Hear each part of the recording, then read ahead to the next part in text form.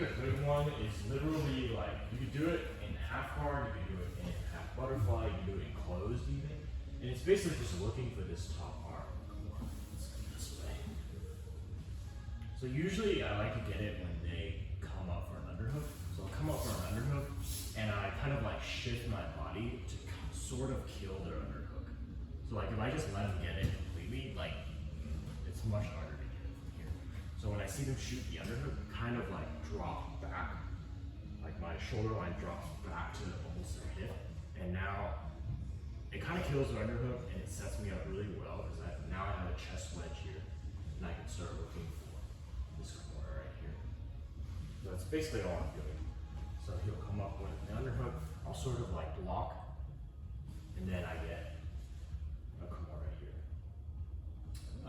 The next step is basically I'm going to roll and put pressure into this far shoulder right here. And he can choose to like grab onto my feet. But the minute I get to this position here, it's pretty much like a done deal. Like I have a pretty good Kimura here. He can like entangle my feet any way he wants. And I basically just can sit here and just like untangle my legs. And then apply the same pressure here as I roll over him. Collect his head. And now we're in a T position. So again, he comes up for an underhook, I block. This is actually a very useful movement, even if you don't go for Kimura, is knowing how to like kill somebody's underhook. I like to grab their waist and then basically like deny them the space here. And then now you can choose to like bring them back down if you want. Or you can go for this Kimura grip right here. Scoot back a little forward for you. So I take this Kimura and I basically lay on my shoulder. And like they can just like have the worst like configuration, whatever. I'm just like taking my time and just untangling. I can even just like pummel out, get inside control if I want. But if I'm looking for the T position, I'm basically like lifting my hips, kind of rolling over, bringing, collecting his head onto my stomach, and then now we're in position. I said you could also do this in closed guard.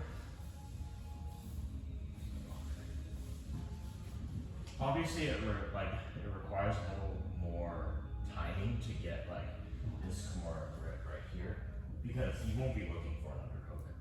There's no reason to for a closed guard, but it is still possible. So like maybe like pin the arm on the ground, boom. Again, same concept. I'm putting pressure over the shoulder. And I'm getting my hips up because like I'm looking to free my hips from his closed guard. So I'm basically like slipping essentially here.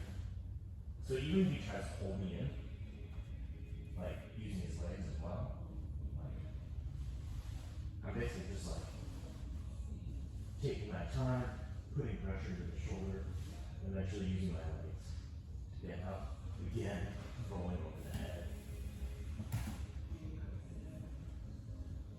So you can try those two, half guard, closed guard. And that's from top. From bottom,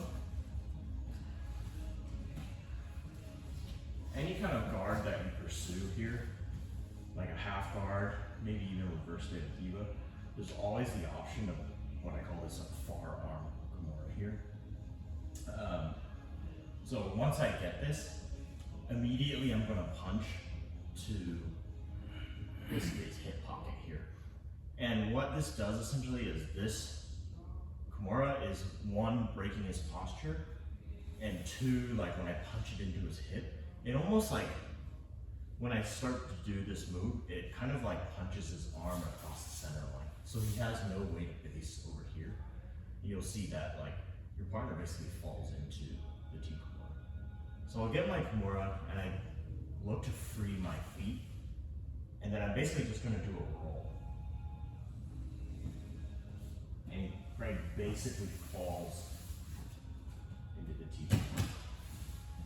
So from here, I get this Kimura, I punch it in, I free my feet, and then I basically like want to keep this tension. Posture break plus, as I flare his elbow here, it basically falls into this area here. And if you have enough momentum, you can basically make him fall straight into your back. Right here.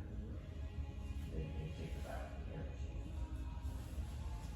So they call this move like the hot dog roll, because it's like this little rolling motion. You can do it from half guard, you can even do it from side control here.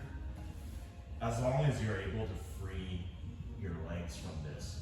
Like I get this right here, I can maybe scoot out.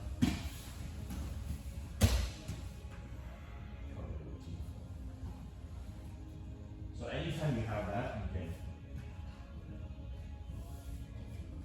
get really nice leverage on the core, punch it in, do a little hot dog roll from bottom.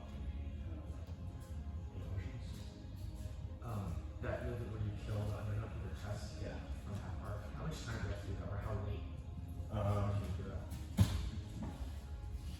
So you're saying, I guess your question is if he gets it pretty deep, Yeah. can you What's still the point do is it? not developing? I would say it's not valid anymore when Frank uses this and bumps me up. So like on heaven. Here, like, I don't think I'm gonna be able to go back down anymore. But even if he gets like deep, but he hasn't used it to bump me up yet, I can always move it back.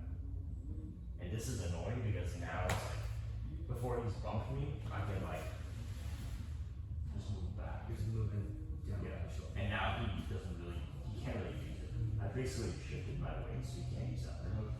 And then like you can do the cross-face swim, or I like to just like leave it trapped, and then I like to like come here, bring it back down.